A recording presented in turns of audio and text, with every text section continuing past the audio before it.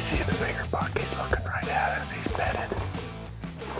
I don't have a shot from here.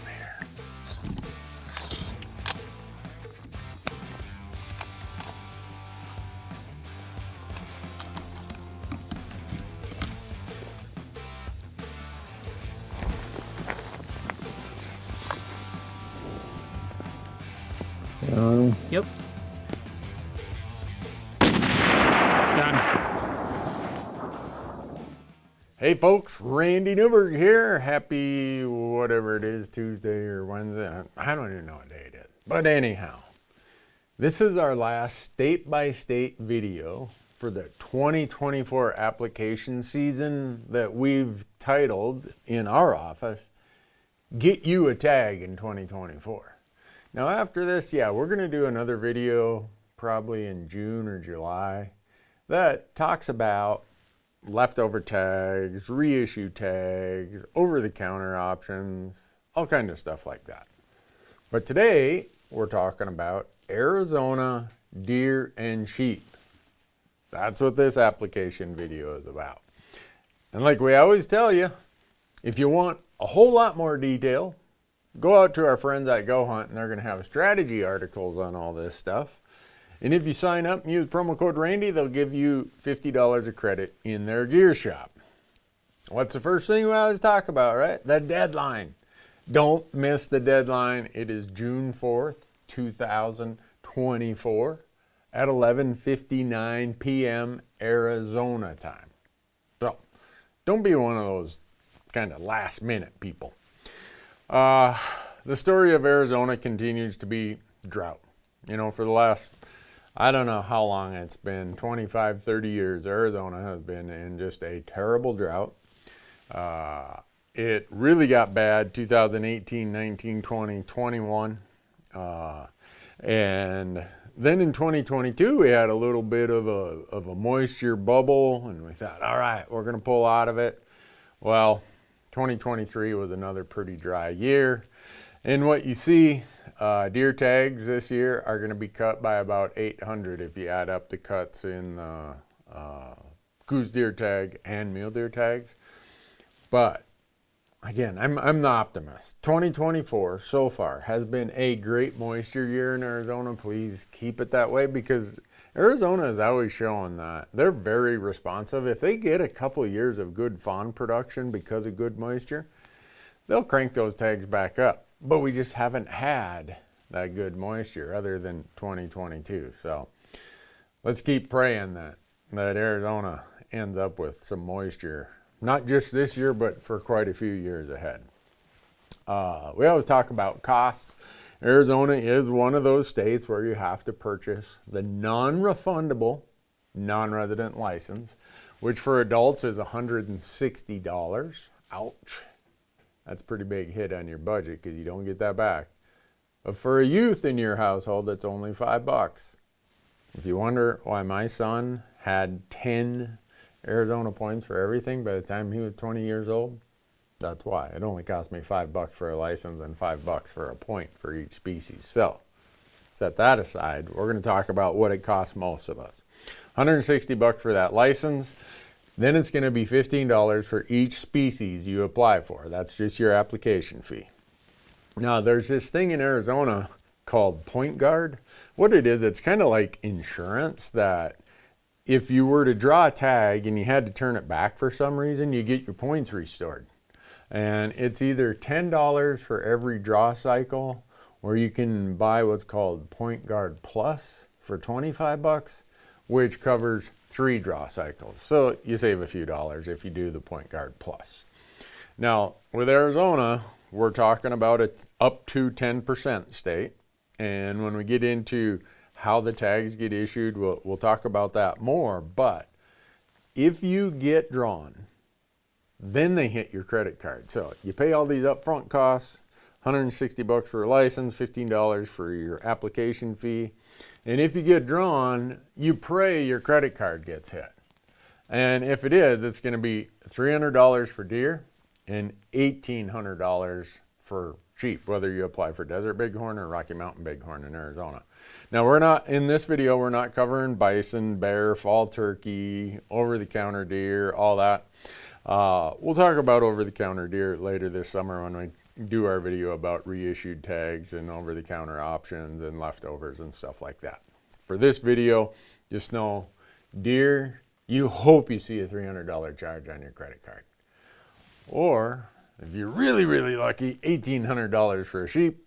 I've never seen that on my credit card, and I probably never will. But since I already paid for my license for the deer, or for the elk and pronghorn draw, why not apply for deer and sheep? So, we're going to walk through the Arizona point system. It gets modified a little bit when we talk about sheep. So, it's the same system they use for elk and for pronghorn back when we had that February deadline. So, they have a modified bonus point system, and it falls into two separate portions of the draw. The first pass, they call it, or the first part, converts your bonus points to a preference point, and then the second part of the draw for the remaining tags, it's a true bonus point draw. So let's talk about that first part, or some people call it the preference point draw. That first part, all of us go into the first part of the draw, whether you have 1 point or maximum points. And what this first part does is they take 20% of the tags and they issue them to the people with the highest points. That's why it's kind of referred to sometimes as a preference draw, because it essentially converts your bonus points to preference points. Now, most of us are not going to be successful over here in the first part of the draw. So those of us who are unsuccessful, we move over here to the second part of the draw, which is often called the bonus point draw, or the second part of the draw, whatever you want to refer to it. So this is where the remaining 80% of the tags are awarded, and they are awarded based on a true bonus point system. Now, I earlier made slight reference that non-residents in Arizona get up to 10% of the total tags. Not guaranteed 10%, but up to 10%. We may only get 7% or 8%. We're never getting more than 10%. So over here in the first part of the draw, I said, you know, this is a preference draw. Well, only half of the non-resident quota can be filled over here. They save at least half of the non-resident quota for the second part, which most of us end up in. But if only 3% of the tags go here in the preference draw, that allows a full 7% to be issued over here without exceeding the up to 10% cap. So it's kind of a weird thing. The total of the two is never going to be more than 10%, and the first part is never going to be more than 5%. So this is just the way they do it. Now, when we're talking about this maximum point draw, I thought I'd throw in here what the maximum points are for deer and sheep. Right now, the maximum number of points someone could have for deer is 27, and the maximum number for sheep is 35 points. 852 people have 30 points or more. Uh-oh. That means it's going to be a long time before I'm ever to the top of that pile. I'm not going to live long enough. So the reason I throw that out there is because in the first part of this draw, there's so few tags that they can't give 20% of every hunt code, because some hunt codes only have 1 or 2 tags. So what they do, they take the 20% of the tags, or they allot 20% of the total number of sheep tags. Let's say there's 100 sheep tags. That means 20 of them will get given away here, and they just start with the person with the highest points. Okay, you get this tag. Next highest, you get this tag. So they have to do it differently for sheep. But the point is, sometimes all the tags for some of the sheep hunt codes go over here in the first part of the draw. Let's say I think it's unit 22 is like just everybody wants that tag, and there's, let's say, 4 tags. All 4 of them go over here. So you're wasting your time. If you aren't in that big pile at the top, you're wasting your time, or you're wasting one of your choices for unit 22 if you're over here in the bonus point draw, because all the tags already went over here. And I'm talking about this in the sheep area because of how they have to do it, right? They don't do it just by hunt code. It's, we're giving away 100 ram tags this year. The first 20 of them are going in this draw. And the highest demand, the highest quality units, all the tags usually get taken over here. So don't mess up your application by doing a sheep application if you're like me and you're going to be over here in the bonus draw, by using one of your choices where there aren't any tags left after the first part of the draw. That data is out there. So just a little note. That's a quirk to the sheep part of it that could cause you to waste both your choices, and don't do that. So when we're talking about strategy, since I'm already on that topic, that's a strategy to not waste a choice. Is there a strategy to maybe increase your chances? Well, for sheep, not really.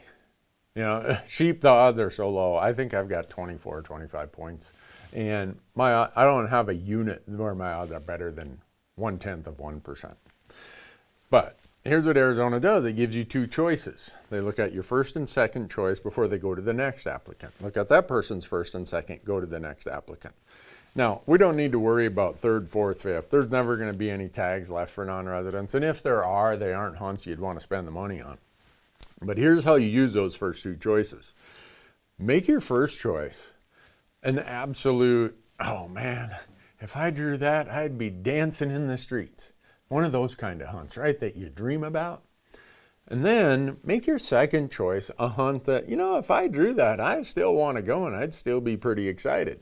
Because your first choice, if it's, the Arizona Strip or, one of the late mule deer hunts or one of the premium rut hunts for coos deer, you know that your odds are less than 2%. Well, maybe this is the year you draw that first choice. You just never know. But pretty much every tag I've ever drawn for deer in Arizona has been my second choice. Because, all right, man, my odds are 12% or 14%.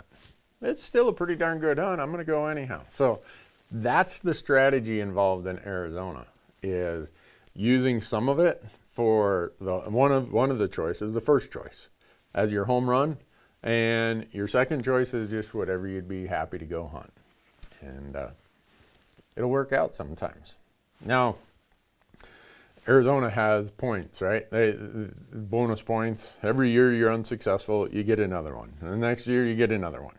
Well, they have two other ways you can get a point in Arizona. One's a permanent point, one's a temporary point. The permanent point is you get we used to call it a hunter education point. Now I think they call it hunter ethics point or something like that. Anyhow, you take the course in Arizona. Back when I did it, I had to fly to Kingman for a weekend and sit through a class and take a field class. But now they've made it easier. For $300, a non-resident can take that course online, and you now have a permanent bonus point for every species. It never goes away. Even in a year when you draw, it gets your hunter ed point is still there. So if you had that hunter ed point and you drew, they take all your points away except that one. So the next year you go into the draw with 1 point. You're already one ahead. And here's how you get the second point ahead. They call it a loyalty point. And this is why you seldom see people drop out of Arizona's draws. Because if you have 5 years in a row that you've applied for a species, whether it's elk or deer, pronghorn sheep, whatever, they give you another temporary point, so long as you keep applying, called a loyalty point. So don't miss Arizona because you could lose your loyalty point. So example, last year I drew deer in Arizona. My points went to 0 other than I have a loyalty point and I have a hunter ed point. So now I go into this year's drought with 2 points. So it's a way to add 2 extra points to your total. And if you're up at those high point levels and you're competing with a lot of people, those 2 extra points could be the difference of whether you do or don't draw a tag. Big changes for Arizona. 2024, we're not seeing much in the way of changes. Probably the change you'll see in the deer is they've taken, I think, 5 or 6 units, and they're adding some more rut hunts. And these are mostly desert or lower country mule deer rut hunts that they're adding. And I think those are in December. when I glanced at it. Now, I've noticed that if they took 25 tags and put into that hunt, it looks like they've dropped 25 tags out of the earlier hunt totals. But anyhow, those will be interesting to see because there's some cool desert mule deer in Arizona. With sheep, not big changes really. There's 2 units where they dropped the number of tags, and you got to have at least 2 tags in a sheep unit for a non-resident to be awarded a tag. Some of them have dropped to 1, so we're losing a couple units. I think we're gaining 1 back. So the total number of sheep tags is staying the same, but there's been changes to quotas and some changes to unit boundaries, consolidations of some. So don't rely on that, well, I'll just do the same as last year approach, because your sheep unit might have got combined or the quota might have dropped. So just check it out and make sure. Other than that, not a lot changes here in Arizona. Public land in Arizona, tons of it. Over 60% of Arizona is public if you add in the state trust lands. Your hunting license does allow you to hunt state trust lands in Arizona. There's a lot of other things that aren't allowed out on state trust lands in Arizona, and there's a lot of it, especially in the southern part of the state and the eastern part of the state. Applicants got to be 10 years old to apply. Remember, $5 for a license, $5 per point. For youth, hunter education must be passed for anyone born after January 1, 1966. Can you buy a point? Yeah, you can check the box to say, yeah, just give me a point. And since Arizona is the last limited entry hunts for at least the deer and sheep part is the last of all the states, maybe you already got a tag or your schedule's already full and you'll just buy a point. But if you're still searching for a hunt, don't buy a point. Throw your name in the hat. You never know. It's the same. You know, $15 whether you buy a point, $15 whether you throw your name in the hat. So I always tell people, at least apply. So just a reminder that with sheep, we can't draw in every unit. If you see it in the regulations and there's only a quota of 1, don't apply for it because you're not going to get that tag. There has to be at least 2 before a non-resident is awarded one. Pay attention to that. Returning a tag in Arizona, I'm not sure why anyone would return a tag in Arizona, but if you would, you can transfer your tag. A parent or guardian can transfer a big game tag to a minor child between ages 10 and 17. There's also some nonprofit organizations. If you do want to donate it to one of the Wounded Warrior type groups, let me know. My buddy Tom Wagner handles a really great program for that in Arizona, and I'll put you in touch with them if you do want to donate that tag. And then there's also the opportunity to transfer it for children with life-threatening medical conditions. That happens every year, and that really puts a lump in your throat when you see that people are that generous to do that. Any short-term options in Arizona? Certainly not for sheep. And I wouldn't say really even for deer.